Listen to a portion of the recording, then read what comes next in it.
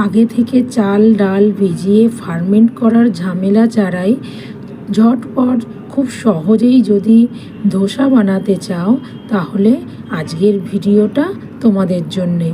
পুরো ভিডিওটা দেখার অনুরোধ রইল। আশা করি ভিডিওটা তোমাদের ভালো লাগবে।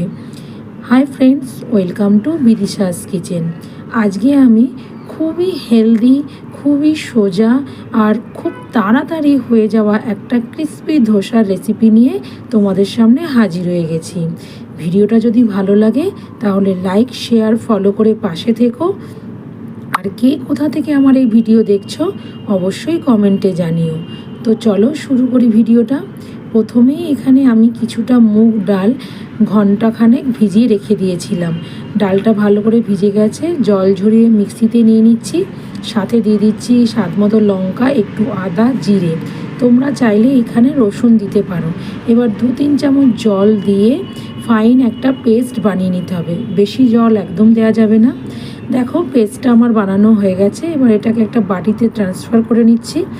আর মিক্সিতে সামান্য একটু জল দিয়ে ভালো করে মিক্সিটাকে ধুয়ে সেই জলটা ব্যাটারে দিয়ে দিচ্ছি। এবার স্বাদ মতো নুন দিয়ে ডালটাকে ভালো করে 3-4 মিনিট ফেটিয়ে নিতে হবে। তারপর লোহার তাওয়া গরম করে সামান্য ভেজা ন্যাকড়া দিয়ে ভালো করে মুছে নিচ্ছি। এইভাবে মুছে নিলে তাওয়াটা খুব সুন্দর গ্রিস হয়ে যায়, তেল ছাড়াই খুব সহজেই ধোসা বানানো যায়। এবার ব্যাটারটা দিয়ে ভালো করে স্প্রেড করে দিলাম। যখন দেখবে ওপরটা একদম কুক হয়ে গেছে, হাতে আর লাগছে না, তখন ওপর দিয়ে ঘি বা তেল ছড়িয়ে পোল্টি করে অপর দিকটা ভেজে নিলেই তৈরি হয়ে যাবে ক্রিসপি মুগ ডাল ধোসা। পুরো প্রসেসিংটা কিন্তু লো ফ্লেমে করতে হবে। তো দেখো বন্ধুরা, আমার হেলদি ঝুট ঝামেলা ছাড়া মুগ ডালের ক্রিসপি ধোসা রেডি। তো কেমন লাগলো বন্ধুরা অবশ্যই জানিও।